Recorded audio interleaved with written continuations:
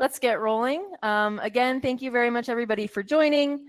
This session is Unlocking Renewable Electricity for the Pharmaceutical Supply Chain, so hopefully you're in the right place. During this session, we'll be talking about the Energize program and the unique impact that it is having on decarbonizing the pharmaceutical industry supply chain. My name is Lily Prume. I work for Schneider Electric, and I'm the program manager for the Energize program. And I'm really pleased today to be joined by a fantastic lineup of speakers. So I'll maybe have our speakers introduce themselves right now, and I'll just call on folks for ease. So Perry, you are first on my screen, so please go ahead and introduce yourself. Yeah, very good morning, good afternoon, everyone. Perry Hobson, Director of Indirect Procurement at Perry Company. Great, thank you, Perry. Next, James. Hello, everyone. James Gaudreau, Head of Global Environmental Sustainability Operations at Takeda, which is a long title and tough to say. Good morning, good afternoon. Welcome to the call. All right, Bob. Yes, hello, everyone. Bob Brocklesby. I lead our indirect procurement and supplier management at Organon. Finally, Devin. Thanks, Lily. Hello, everybody. Devin Carsdale. I lead our sustainable procurement, Scope 3, all things supply chain sustainability at Bristol Myers Squibb. Great. Before we kind of dive in to the content, I did want to just start with setting some context around why renewables and decarbonization are of such importance to the healthcare sector. Human health and the health of the planet are linked. As we see climate change impact the physical world around us, we're also seeing declining human health as a result. And so, this topic, I think, is of really particular importance for the pharma sector, and really excited to be able to share with you all, about the Energize program, about some of the really exciting successes that we're having in the program, and some of the unique opportunities that the program is driving. The healthcare industry contributes nearly 5% of global emissions. Scope 3 makes up over 80% of that. And so the Energize program really is critical to trying to tackle that Scope 3 challenge with the pharma industry. And when we talk about decarbonization, Scope 3 decarbonization, it is renewable electricity is a really important lever for Scope 3 and supply chain decarbonization. A lot of companies' emissions come from their purchased electricity, and renewable electricity is a viable, available option in most markets today. And so to sort of capitalize on that opportunity, Energize came to be, and we'll probably get a bit more into the genesis of Energize, but Energize was founded in 2021 with 10 original founding sponsors in the pharma and healthcare industry. The Energize program is really dedicated to providing suppliers in the pharmaceutical industry with renewable electricity education and support to explore procurement. That can be energy attribute certificates, power purchase agreements, tax credit transfers, on-site solar, in many different markets. And really, and Energize is an industry collaboration across, at this point, 24 different sponsors that's meant to accelerate action from suppliers on renewables, make engagement in decarbonization and renewable electricity simpler, and create new opportunities for suppliers. So we'll get into kind of what that looks like, but really just did want to kind of level set on why this is so important, especially for the pharma industry, why we're so focused on this, the role that renewable electricity is playing in decarbonizing the pharma sector, and how Energize is kind of coming to the fore and really acting as a tool for suppliers in the pharma industry to decarbonize. So I'd like to turn it over at this point to our speakers to kick it off with some questions. And so this, for Devin and James, I'd love for you to just give us some background on, why it was so important to form this collaboration that, the Energize program, and how this program is supporting your Scope 3 decarbonization goals as sponsors of the program. Excellent. Jim, can I kick us off? Yeah, Sure. Go for it. Yeah, absolutely. This was an important and an innovative collaboration mostly because people perceive collaboration among pharma companies as a risky thing. And when all of our peers, when I was at Novartis, and we were talking about how do we tackle the problem that is Scope 3, we all have some of the suppliers that are the same.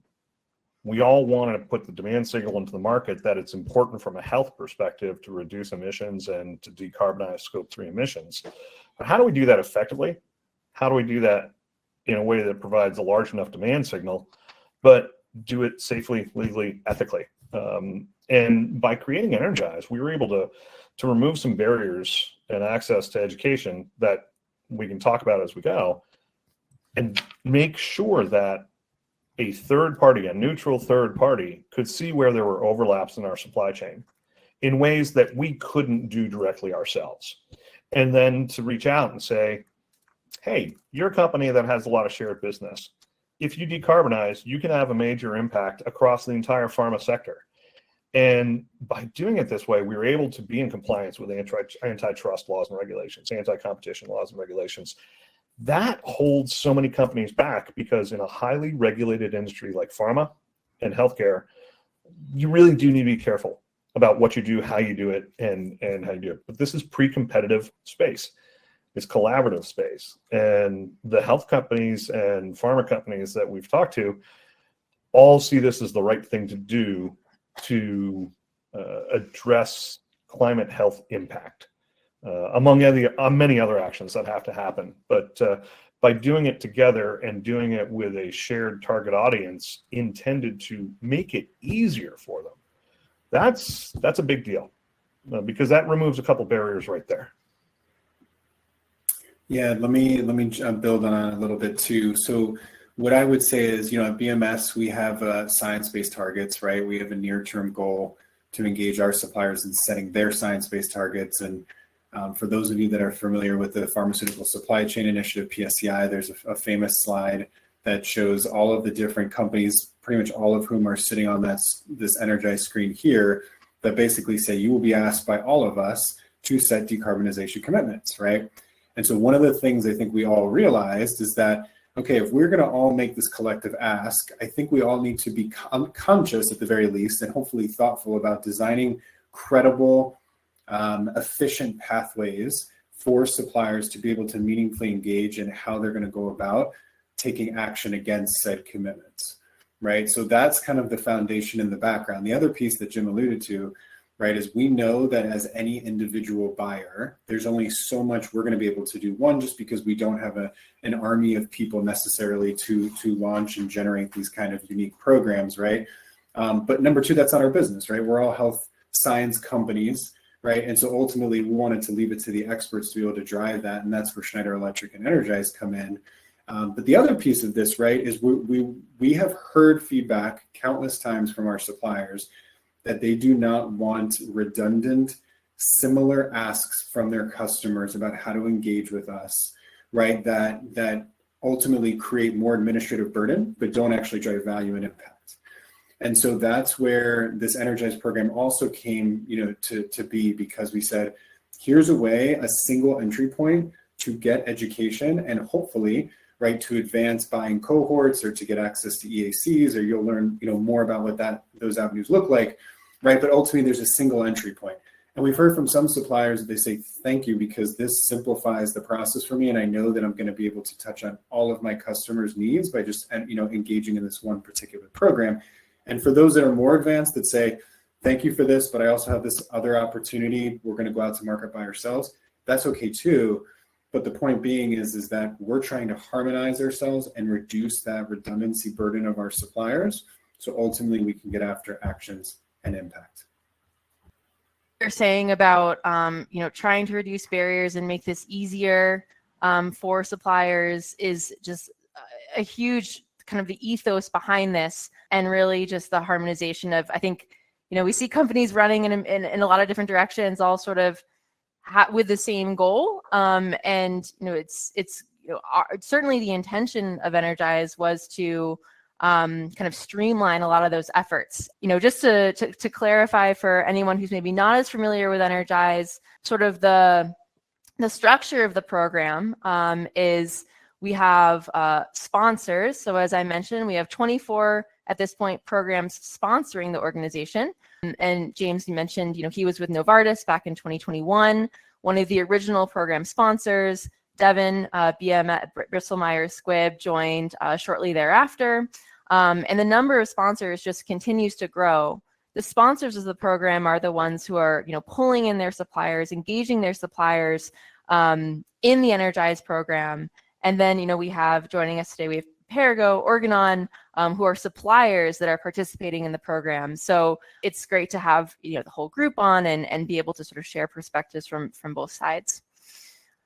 This question is kind of for everybody, just asking about, I kind of kick things off by saying that renewable electricity is a really important lever when we talk about decarbonization. So maybe just sharing about, what your sustainability goals are and how renewable energy fits into your strategy. So maybe we'll go to Perry as a starting point and can work our way through. Absolutely. Thank you, Lily. So Perrigo have two main goals. First one coming very, very soon. In 2026, we're committed to 100% renewable energy being used at all of our manufacturing facilities globally. Our manufacturing facilities are spread across Australia, Europe, and the US. And this has been a fantastic contributor as it will provide all of the renewable energy required for our manufacturing sites in the EU. The next step is obviously tackling the remainder of the sites, and we've got plans in which to do so. But the next goal is coming in 2040. Our goal is to be net zero by 2040. So that's going to be a challenge, but this is a tremendous stepping stone towards that. Thank you, Perry. Yeah, and great to hear about how, the Energize program has helped bring you closer to your goals. So thanks for sharing that. Maybe we'll go to Bob next. Yeah, thanks. The biggest one that we had, the biggest goal that we had was to reduce our scope 1 and scope 2 emissions by 25% and have that in place by the end of 2025. And so this program was able to do that. We knew it was either a program like this or purchasing RECs out on the open market were going to be the only options really for us. So this program coming through in the way that it did really helped us hit that goal. And that does take care of 100% of our manufacturing facilities in the EU. So it was a really great program to cover the needs that we had in this space. Thanks, Bob. And maybe just to dig into that a little bit more for anyone listening who, is maybe wondering. So you said that, this was either kind of buying RECs or, seeing what your opportunities were through Energize. Can you maybe talk a bit more about, why this might be preferable to just purchasing RECs? Yeah, and so it's so interesting because I think these forums, the education that you can get and leverage from Energize are so helpful. It's a matter of getting it in front of the right people at the right time. So we did a lot of work earlier on to say, what is the cost? What's the opportunity? How scalable is it? And looked at a number of different factors. And when we did, the virtual power purchase agreements like Energize brought forward really was the most optimal, right? It was scalable, it was cost efficient, had opportunity for, in certain times to be beneficial financially, but even in times when it was going to cost money, it was more limited than buying RECs out on the open market, and at a relatively low barrier to entry, right? So the only gap that Organon had was its size. So having this cohort, I think we are a very small single-digit portion of this cohort, we weren't able to get into a VPPA otherwise. So this program really gave us that opportunity to not only be part of it, find a great solution, but it met the goals that we had in front of us for 2025. Yeah, that's great to hear, Bob. And we'll get more into kind of the specifics of the PPA that Bob is referencing. But I mean, that's exactly, I mean, you just kind of said it exactly. I mean, that's what really one of the things we're aiming to do with Energize is bring renewable electricity opportunities to organizations that could not otherwise take advantage of those solutions. And not only are these solutions, now available to these companies, but in many cases, as you just kind of enumerated, the many reasons are more attractive than, just purchasing RECs on the open market, have a lot more benefits. So, case in point, it's really great to hear that was Organon's experience. Now switching maybe over to the sponsor view, I mean, James and Devin, again, sort of talking about your sustainability goals and how renewable energy fits into your strategy. Maybe we'll start with Devin. Yeah, sure. So for BMS, a couple things. We do have our near-term science-based target to have about 75% of our suppliers by emissions set a science-based target. So that's sort of the near term. We do have a 2050 net zero target for scopes 1, 2, and 3. What we do know and BMS, by the way, has its own 100% sourced with renewable energy by 2030 as well, right? But more in sort of reflection to our supply base, what we know is, again, setting the framework, if we're going to ask our suppliers to set science-based targets, and ultimately we know we have to get to a world of net zero. As far as scope 2 and electricity demand, if we're speaking in that lane in particular, there's really not going to be a more effective way from our view to get at this at scale than to look at our industry and look at how we can collaborate with all of these many peers of ours to go to our suppliers and say, here's a course, right, that can dramatically accelerate your understanding of this marketplace, right? At least get there. Knowledge is power. You can come back to your leaders, socialize the opportunity, be informed about what the pluses and minuses of the opportunity are. So at least your organization can make that informed decision against, those science-based targets or those decarbonization commitments that they have.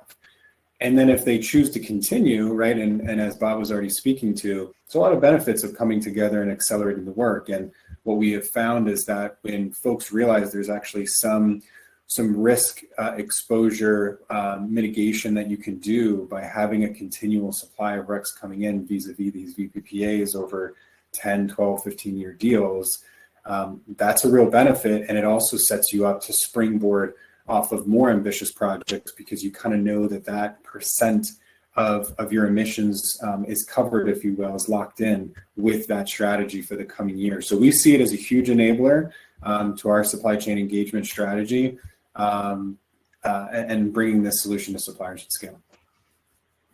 Thanks, Devin. James, close us out.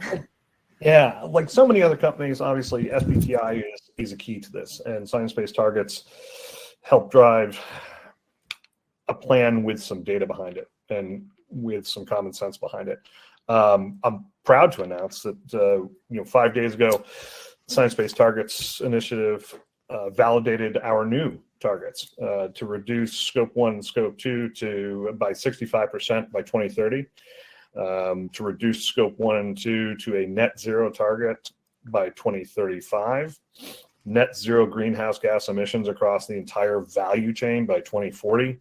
So these are ambitious targets and these are early timeframes, but they've been validated. And just like Devin said, in order to achieve that, we really need to find a way to amplify our impact, to build that teamwork together. Because if we don't, it's going to be too difficult to bring the supply chain along. This is about removing barriers. This is about helping others succeed. The quality piece of this too is virtual power purchase agreements. These new contracts are bringing additionality to the grid. These are new generation assets that are being added to the grid, typically in a market where there's a dirty grid with high carbon emissions. So not only are we adding additional capacity, but we're eliminating fossil fuel generation in an area where those emissions create respiratory diseases and air pollution, as well as releasing carbon into the atmosphere. So there's a couple of different health benefits by doing that and changing the overall system, while having more credible projects in place that, as Devin said, consistently deliver those RECs. On top of that, I think what's most important to recognize and realize is that Energize is the collaboration within pharma. We created a model that can be replicated across different market sectors. This doesn't have to be and shouldn't be just a pharma thing. There are many other sectors that have shared supply chains, and that's the concept to me that's most important. You can identify the shared supply chains and use the 80-20 principle. Let's help get to that 80. Let's help that 80 succeed, because a lot of folks don't have the staff or the expertise. And I think Bob referred to that. Small staff, they should not have to develop the organic expertise to do this, but they need to be smart enough and aware enough and have enough evidence to go to their leadership and say, this is the right thing to do. Energize allows those staffs to do that, convince leadership this is a credible way. And because we've banded together, it gives top cover to those companies to say, hey, if it's good enough for these largest pharma companies in the world, clearly who are under scrutiny all the time for greenwashing and to ensure that what we're doing has credible change as an outcome, then it reduces a lot of different barriers, in addition to just education, but also doubt and de-risking it. So to me, those are some of the things that make this special and can have an impact across other market sectors as we seek to decarbonize lots of industrial sectors.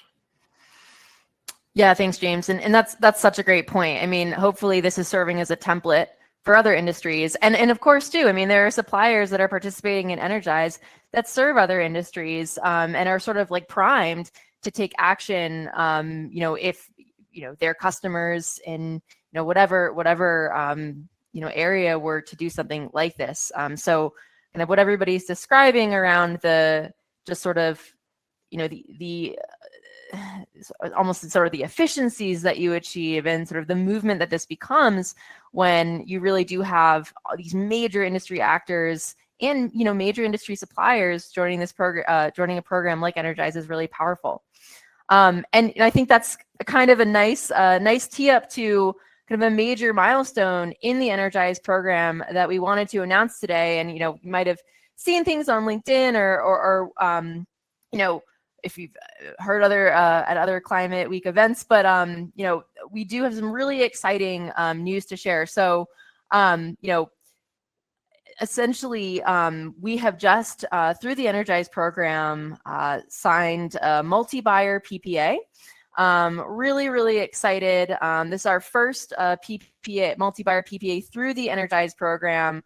The PPA includes 3 different sponsors of the program: Takeda, Teva, UCB, as well as 5 suppliers that are participating in the program: Organon, Perrigo, LabCorp, Avantor, and West. So this is really a phenomenal achievement. Just to kind of back up a bit, what is a multi-buyer PPA? So a multi-buyer PPA. Oh wow, James, I love the animation. Perfect.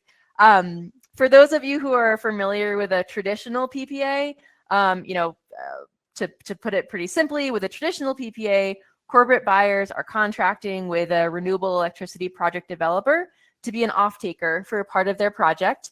And in the multi-buyer PPA context, rather than one buyer approaching a developer, we have a group of companies combining their demand in a market together and approaching the developer as a group. Bob, I think, mentioned a bit of this, but this is a really highly impactful model because it essentially makes the PPA option available to companies that would otherwise be far too small to pursue one on their own. And PPAs offer, a lot of benefits. The chance for companies to lock in a long-term supply of renewables. As I think, someone mentioned, there can be financial upside. They're often highly environmentally impactful. Because what you're essentially, when signing a PPA, you're often enabling a developer build a new project in a region and displace electricity generated through more traditional emissions intensive means. So, a great great achievement, great environmental impact to be had with PPAs. And so it's really significant to enable more companies to be able to take advantage of this option. So, in terms of the specific PPA that we just kind of signed through the Energize program, as I mentioned, 3 sponsors, 5 suppliers have collaborated to execute this PPA with 2 different developers, Zalestra and Brook in Spain. That the PPA spans 7 different renewable electricity projects, in total bringing over 650 gigawatt hours of renewable energy per year for a 10-year term to the grid. This represents essentially equivalent of over 50,000 households' annual energy consumption. So just massive, massive scale here, massive achievement. And the combined investment of these companies that have signed these PPAs will support 3 new projects built by Zalestra, 4 new projects built by Brook in Spain, and that will bring 280 megawatt hours of new renewable electricity to the grid. So really, really phenomenal. I'm so excited to see this come to fruition. It's definitely been a great achievement and huge kudos to everybody involved. And I think I'm trying to remember who said this, but normally you wouldn't see this is unique. Companies really banding together, kind of putting aside maybe traditional competition, really banding together to do something like this, to decarbonize on such a massive scale. But kind of what the anonymized data that we're able to use through Energize to negotiate a deal like this, the third-party approach that the group has taken through working with Schneider and identifying or being able to bring different companies together to negotiate for the PPA has really enabled this to happen. So really, really fantastic, and big congratulations to everybody involved. So maybe, I just want to take a moment to ask some questions of those who have been part of this PPA. We've got James, Perry, and Bob. I'm curious, are there any? I mean, we've kind of talked about this, I guess, but major milestones that you've reached through this PPA, or sort of major kind of sort of doors this has opened for your organization in terms of your renewable electricity strategy. I think some of you've already mentioned this, but if you just wanted to elaborate. So maybe I'll go to Perry first. Absolutely. Now, Perrigo have been seeking and been planning to be 100% renewable by the end of 2026. And there's only so much we can do on our own. And there's very rarely going to be one strategy that will satisfy everything for an organization. We have invested ourselves in on-site generation, very capital intensive, but we also see returns from that. We have a direct PPA at one of our locations within the EU as well, but there was no way we could be 100% renewable energy supplied without access to a VPPA. We're not sizable enough in terms of consumption to organize and arrange it on our own. There would not have been an investor that would allow us access to a virtual power purchase agreement given our volumes. And being a part of this has given us access to a VPPA, has helped us tremendously deliver on our goals and closes the gap entirely between what we can generate ourselves on site and what we need in terms of full consumption across the EU. Perfect. Thank you, Perry. And that's exactly, again, the point of this is, enabling companies to take advantage of the PPA option when they otherwise wouldn't be able to. And I mean, you really just said it. There's no way that you could have reached those goals without a PPA. So that's just fantastic to hear. Bob, maybe I'll turn it over to you. Yeah, thanks, Lily. I'll just start where you left off, which is giving that access. Organon did not have a whole lot of knowledge on this. However, in the Netherlands, they had tried to become part of two different group PPAs.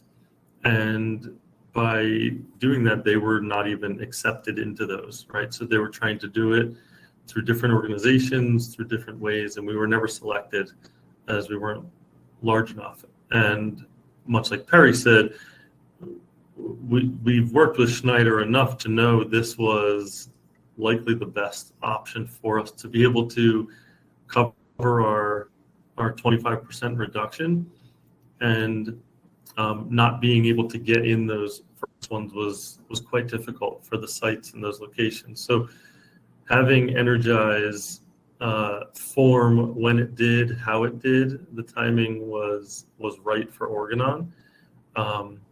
And being able to be part of that is exactly what got us to that 25% reduction. So we have two manufacturing sites in the EU, and they're covered at 100%, which allows us to have 25% of ours offset by it. So it was the right place at the right time, and we had seen the difficulties in trying to go down other paths.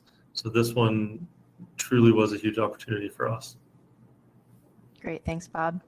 And then James, I kind of want to maybe ask a slightly different question to you. I mean, Takeda, as a sponsor of Energize, really served as a leader in the cohort, sort of leading the group along. And can you comment on sort of, what that experience was like, and kind of how Takeda decided to take on that role, maybe to facilitate some of your suppliers participating in the cohort? Well, I can say that this kind of draws out one of the things I was thinking about as I was listening to Bob and to Perry. One of the biggest reasons we created Energize was to provide education. Part of that education are lessons learned from those who have done it before. Now, there's an education element from what Schneider delivers on what the market opportunities are, what the options are, how you can execute, where you can execute, where the market's going. But that's a totally different conversation from one pharma to another pharma saying, gosh, when we did our first, I remember this was a problem. We got this wrong. This almost killed the project. This worked really well to bring finance and treasury on board.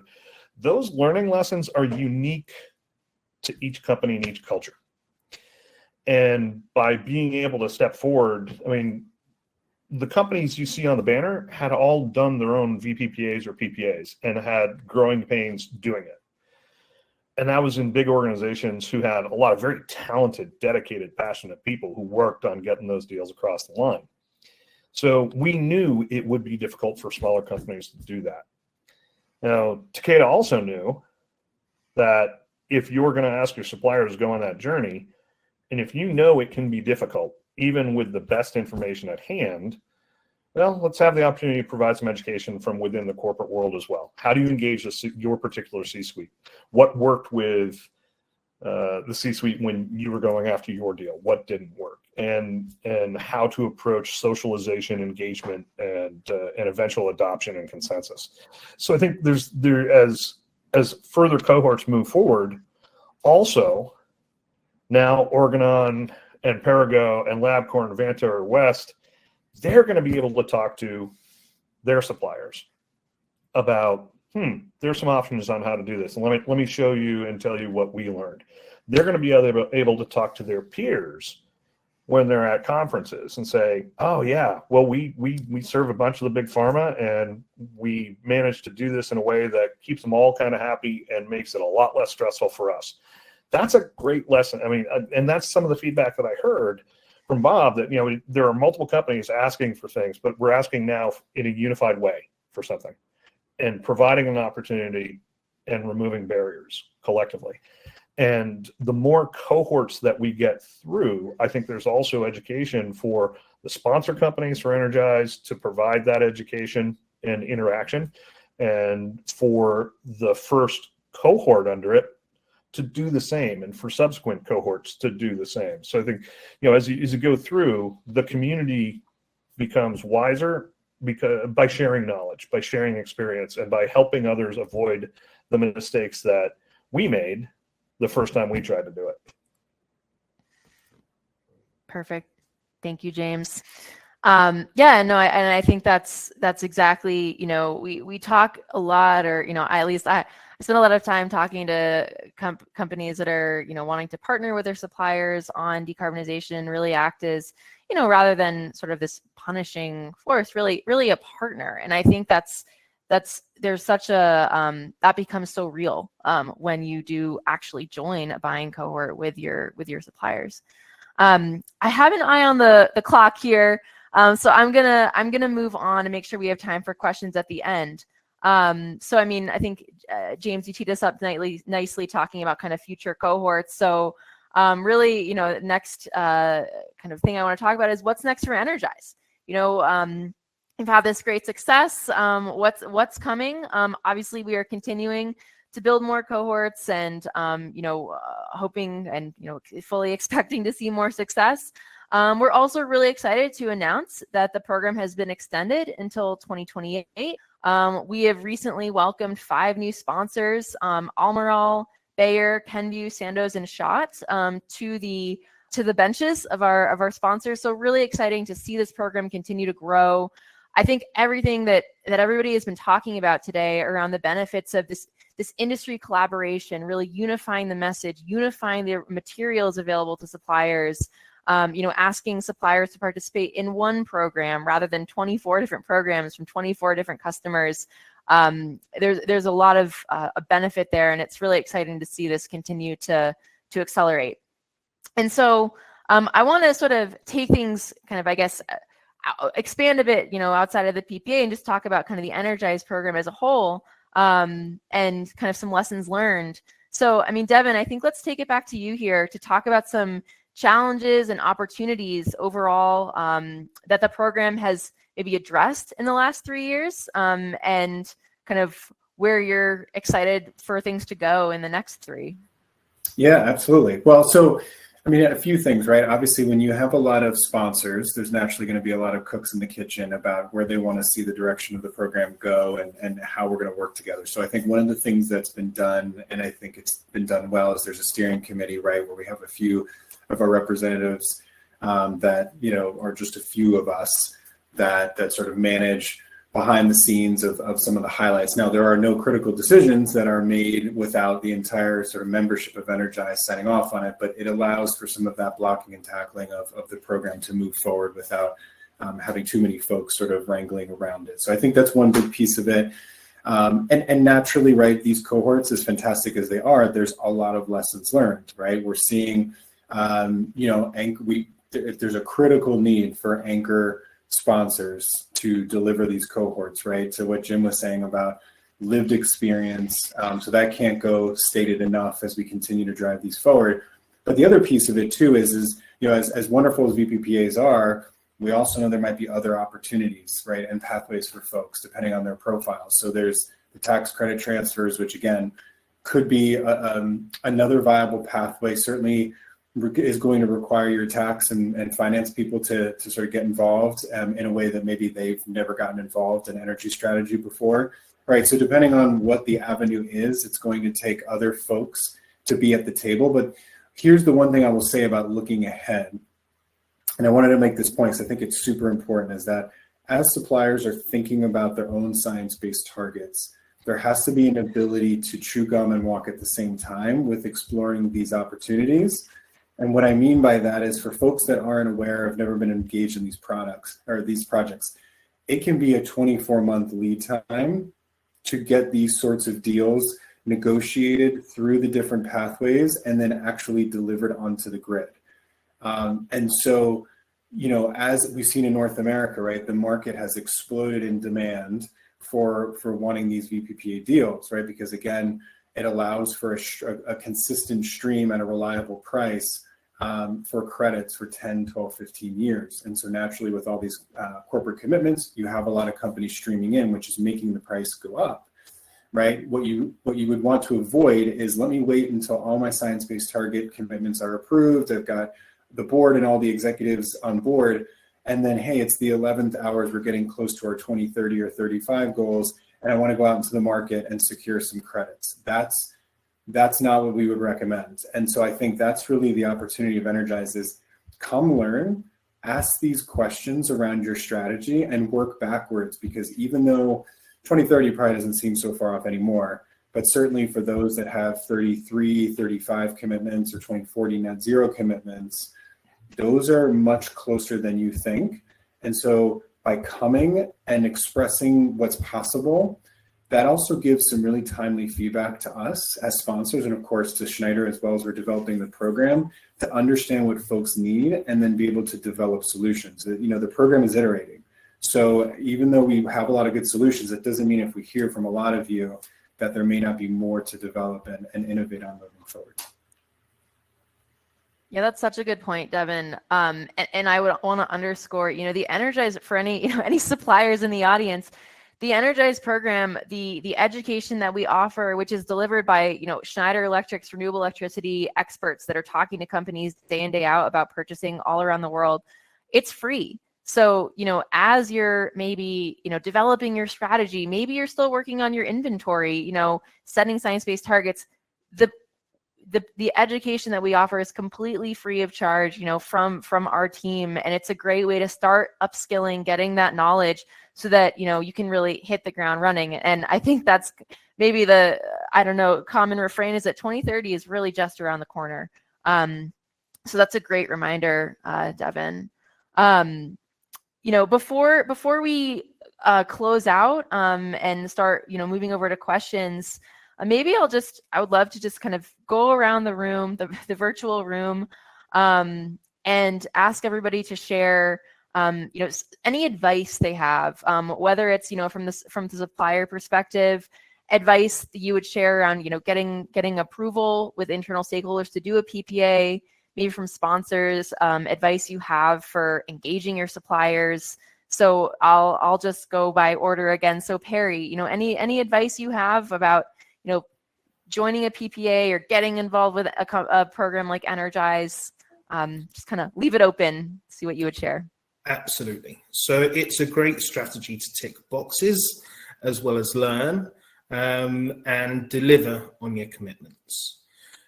Very often companies, people like ourselves, we're not the ones that are setting the goals. They're set at a much higher level, the executive suite. Often it's difficult for them to understand the workload or the timelines associated with delivering on those goals. So it's up to us to educate. It's up to us to bring the information to them, and also to identify the different strategies that can be deployed that will help you achieve your goals. I learned so much as part of the Energize program, not only about VPPAs, but all of the other options as well. And by and large, they're all going to be implemented. They will all be utilized. So yeah, start learning now, start communicating now, and bring everyone along on that journey. Thanks, Barry. Bob, let's go to you. Any sort of advice you have for, companies that might be looking at doing a PPA or, or smaller and doing a multi-buyer PPA? Anything you want to share? Yeah, so I would say the biggest piece is understanding who has the decision rights up front. That was one of the more challenging ones for us, because it impacted our manufacturing sites, but it's truly a financial, or is it the ESG team, that really wants to take ownership of it, and making sure that alignment is understood early on, and that those folks are the ones that are educated. That was as much information as out there. We got people in front and educated, but they weren't always the right people. And so then we had to go and do a little bit of recircling on that one. And once you get that decision maker, then you can understand the parameters necessary to see if there is that same desire and interest. And the last piece is conditioning them on what we can and cannot do, right? As a minority stakeholder in this PPA, I had to really condition our legal and finance teams that we were not controlling necessarily the negotiations, but let's speak up when it was incredibly important, not when it was a preference, right? So doing a little bit of that conditioning and things like that really helped in that setting up in the front.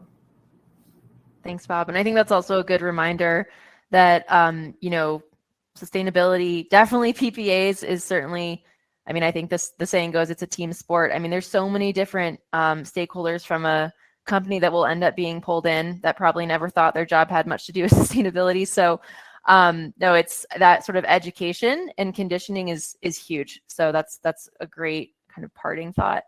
Now James and Devin, maybe just any advice you would have from the sort of customer perspective, trying to, whether it's joining a PPA alongside your suppliers or influencing your suppliers to take action. So James, let's go to you first.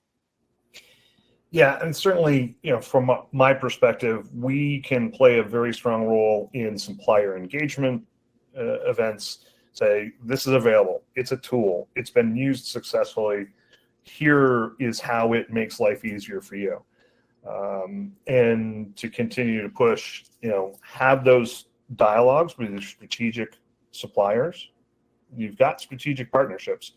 You know who they are. Make sure that you take the time to engage, figure out what they're doing, sit down, and as a sustainability team say, hey, this is where you're headed. Let us give you some thoughts on how you might be able to do that. It's their company. They're going to have to make those decisions. But inherently, our environmental sustainability teams are going to have insight into more options, more risks with those options.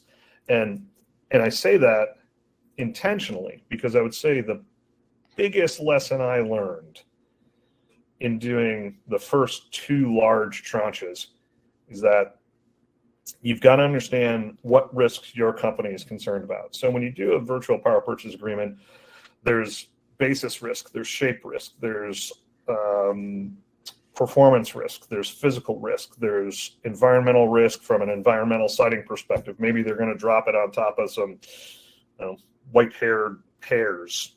And nobody knew that they were there. So all of a sudden that changes. There's creditworthiness risk. Are your partners actually going to be able to see this through for the 3 years, 4 years that it takes and then operate it? Understand, is your developer going to operate it long term, or are they going to sell it immediately to someone else to operate? Because these things can really, really trigger a lot of emotion and a lot of fear and a lot of reluctance in the corporate. So understand what those risks are and who the stakeholder is in your company that can give the thumbs up or thumbs down on whether they're satisfied that the risk mitigations have been addressed appropriately with the right clauses in the contract. And if you do that well, if you do that effectively, that opens up the door a lot wider to get to a yes. Because if you just talk to who you think might be a traditional stakeholder, but you don't think of it in terms of enterprise risk management and risk owners, then you might have gotten a lot of yeses, but you might have missed the one person who can absolutely say no. Yeah, that's a great point, James. Thank you. All right. And then Devin, we can kind of close out with you. Any kind of key lessons learned or any advice you'd share?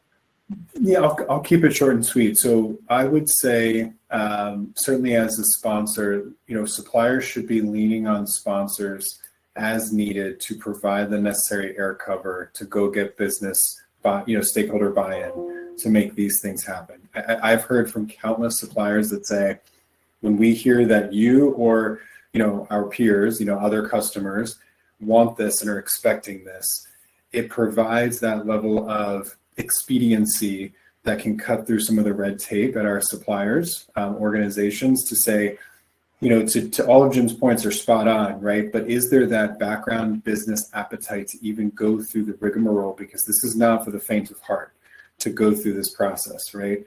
But But if you know that there's that business context to engage, and then those that are resilient enough to see it through will be rewarded, with preferred relationships with all of us, that's the kind of appetite and the air cover, right, that those folks that have to go drive these projects need to be successful. So don't be shy to come to us and get that in writing, or have a discussion with your leaders and why this is critical, because that's really the role we want to play to help make this happen. Yeah, that's such a good point. Incentives are huge. I mean, I talk to suppliers sometimes and they say, I'm I'm almost waiting for, my customer to give me something I can go back to my boss with to say we need to do this. So giving them that ammunition, whether you're, a customer engaging your suppliers or a supplier working with your customers, that incentive is so important. All right, great. Well, I think now we've got a couple minutes for some questions, and I've seen some of those come through. So I'll just start addressing those. Some of them I think, I'll address, and some of them I'll assign out to our speakers. So there was a question about the actual deal that was done. Is it a multi-buyer PPA or VPPA, and what is the difference? So I'm happy to clarify that the deal that the group executed was a multi-buyer virtual power purchase agreement, meaning this is a sort of financial agreement. The actual project, the renewable electricity developer, the several projects are not necessarily in the same grid as the company's, the off-taker company's facilities. They are in the same market, renewable electricity market boundary, but not necessarily attached to the same physical grid. That's how we kind of define virtual power purchase agreement. That allows a lot more flexibility. It's easier to execute a multi-buyer PPA like this because there can be kind of dispersion of off-taker facilities versus where the renewable projects are located. So multi-buyer virtual power purchase agreement. Next, I think actually we're going to have another speaker address this. There's a question about will there be energy storage resources installed in tandem with the 7 new solar projects? Carmen, I don't know if you were going to address this one. Yeah, I can. There are no storage attached to these projects, so that one's pretty quick. How can renewable energy developers get involved with Energize and support supplier decarbonization? I love that question. Our team at Schneider has a lot of relationships with developers through the work that we do. I see one that said, what does a pharma company need to do to get involved with Energize and bring the suppliers in? Any membership fees? I will emphasize again, and that got touched on before, reach out to Lily, reach out to Schneider. They can get you enrolled, and there are no costs for you to participate in Energize and to get that education. That's why the sponsor companies are funding this entire program to make it as easy as possible to access this. Mm-hmm. Yeah, thank you, James.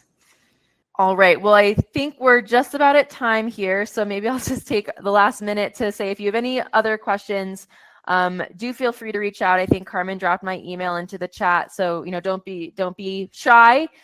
We'd be happy to answer any of those. If you have questions about how to get engaged as a supplier, as a sponsor, as a developer, please do reach out. And then finally, just a huge thank you to all of our speakers, Perry, James, Bob, Devin. You've been fantastic. Thank you so much for all your work, your support of the Energize program. It really wouldn't be successful without our sponsors and suppliers participating. So big thank you to you for your participation in the program and during the event today. Thank you, Lily. Thank you, everyone. Thanks all. All right. Thanks all.